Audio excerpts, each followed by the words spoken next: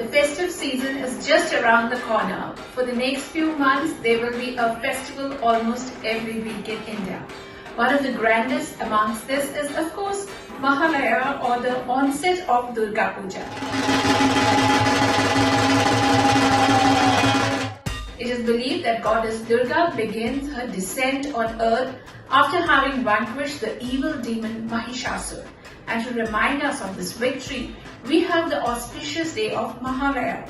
This festival reminds us of the divine feminine Shakti, which is part of our rich heritage, and the power of truth, courage, and the victory of good over evil.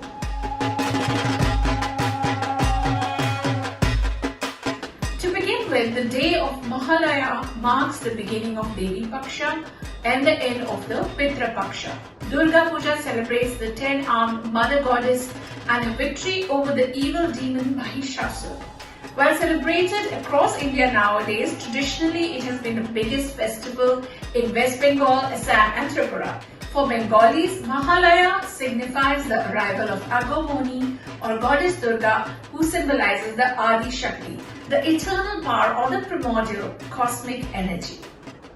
The rituals of Durga Puja last 10 days, starting with Mahalaya, and the last 5 days being special festivals that are reflected in public holidays in many states in India. While there are many stories and folklore associated with the day, largely people believe that on this day, goddess Durga officially begins her journey from Mount Kailash, where she resides with her husband Lord Shiva, to her maternal home on earth. It is believed goddess Durga undertakes this week-long journey with her children Ganesh, Kartik, Lakshmi and Saraswati on a vehicle of her choice, such as a palanquin or a boat, elephant or a horse.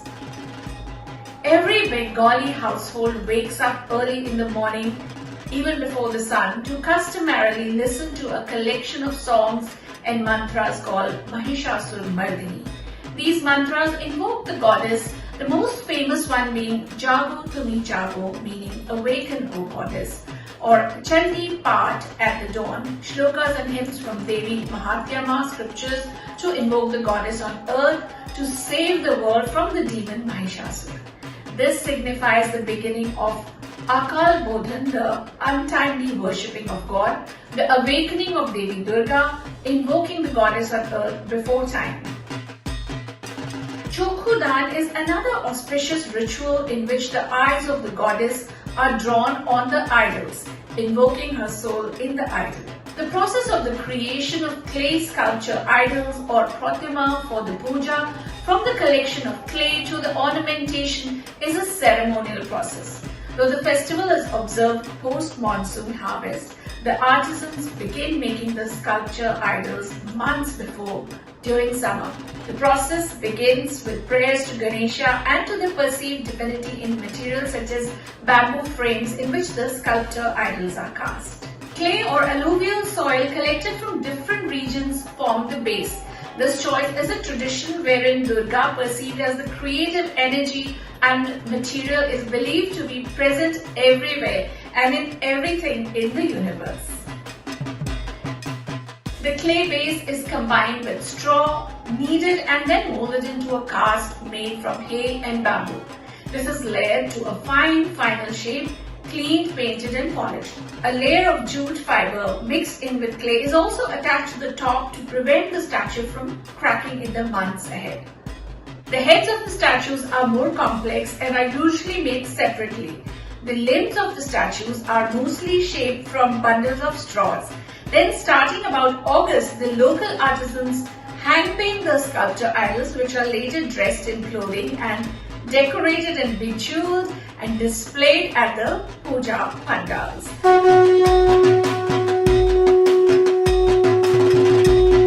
The procedure for and proportions of the sculpture idols are described in arts-related Sanskrit texts of Hinduism such as Vishwakarma Shastra. Such deep is the significance of Durga Puja in Bengali society that in 2019, Kolkata's Durga Puja was nominated by the Indian government for the 2020 UNESCO representative list of the intangible cultural heritage of humanity. The three significant rituals associated with Mahashasti or the sixth day are Kala Prarambha, the beginning of Pujo, Bodhan, the consecration of Ma Durga's idol, Amantran, inviting the goddess, and Adhivas, sanctifying the stay of the goddess in the puja area of homes. The Bodhon rituals include the unveiling of the face of the idol. During Bodhon, another important ritual is performed called Astradan, or adorning Ma Durga with all the weapons given to her by the male deities to fight with Mahishasura, the demon. These include Chakra from Vishnu, Vajra or thunderbolt from Indra, conch, bow, arrow, sword, etc. from Shiva, and a noose. On Durga Shashti, mothers in Bengal often keep fast for the well-being of their children to protect their progeny from evils. Every day the Pujo ritual starts with fasting till Pushpanjali, a very important aspect of Durga Puja, and ends with lavish feast platter which is vegetarian for the person fasting. However, for others, Durga Puja feasting means pandal hopping and snacking on the famous Kolkata kathi rolls and partaking of the best of kosher mangsho, mutton chops, veg chops, fish, soshe diye ilish, doi march and rasagullas, of course. Well, my mouth is certainly watering now. Sandhi Puja and Ashtami Pushpanjali, the 8th day begins with elaborate Pushpanjali rituals. The cusp of the ending of the 8th day and beginning of the 9th day is considered to be the moment when, per scriptures, Durga engaged in a fierce battle against Mahishasura and was attacked by the demons Chanda and Munda. Goddess Chamunda emerged from the third eye of Durga and killed Chanda and Munda at the cusp of Ashtami and Navami, the 8th and 9th days respectively. This moment is marked by the Sandhi Puja involving the offering of 108 lotuses and lamps. It's a 48-minute long ritual commemorating the climax of the battle. The rituals are performed in the last 24 minutes of Ashtami and the beginning of Navami. In other parts of India, one often sees customs of feeding young girls or devis a feast of chane, puri and halwa in Kanjake on this day. Sindoor Khela and immersion, the 10th day and last day called Vijayadashmi, is marked by Sindoor Khela, where women smear sindoor or vermilion on the sculpture idols and also smear each other with it. This ritual signifies the wishing of a blissful marital life for married women. The 10th day is the day when Durga emerged victorious against Mahishasura, and it ends with a procession where the clay sculpture idols are ceremoniously taken to a river or coast for immersion. Following the immersion, Durga is believed to return to her mythological marital home of Kailasha, to Shiva and the cosmos in general. People distribute sweets and gifts, visit their friends and family members on the 10th day. Now I will take your leave as I have to go and check out the best puja pandals in my city. Thank you for watching. Namaskar and Shubha Mahalaya.